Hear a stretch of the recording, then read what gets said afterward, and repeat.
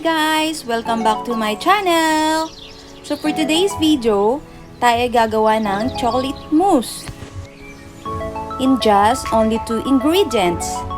Yes, tamang narinig mo. 2 sangkap lang ang kakailanganin natin.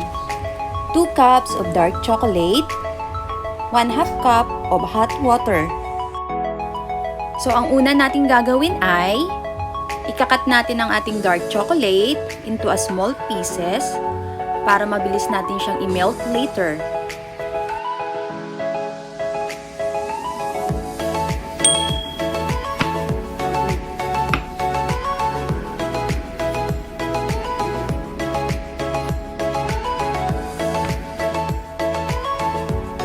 At kapag naikat na natin ang ating dark chocolate, kumuha tayo ng 2 cups at isalin natin ito sa ating mixing bowl.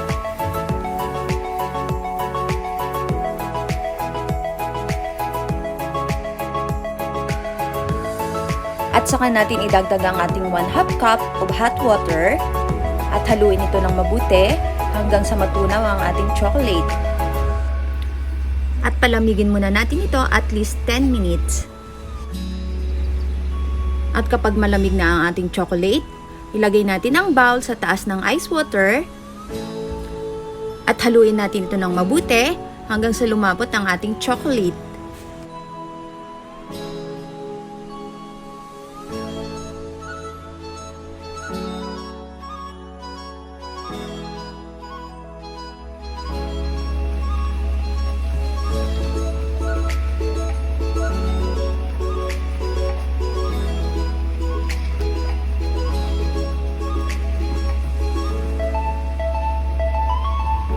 Continuous lang ang ating paghalo hanggang sa makuha natin ang texture na kailangan natin.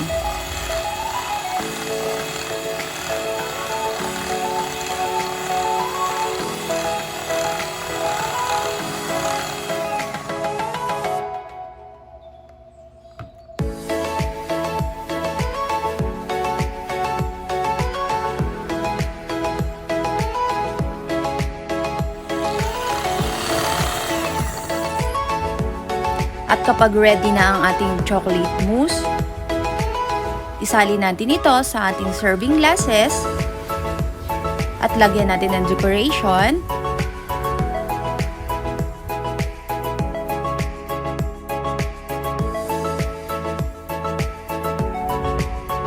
Decoration is optional only ha. Nasa sa inyo po kung lalagyan nyo pa o hindi na.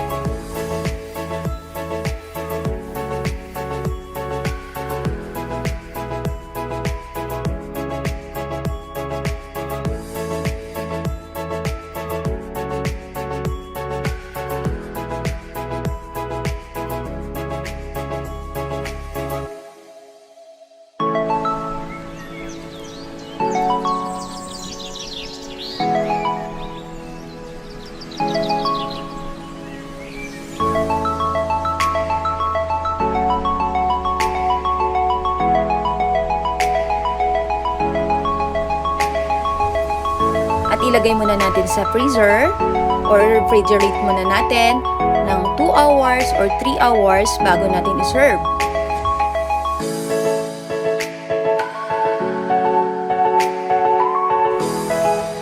So ito na yung ating finished product.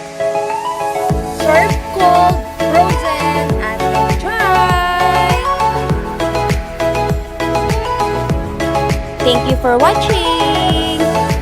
At kung nagustuhan mo ang video na to, please give thumbs up, mag-iwan ng comment, at i-share.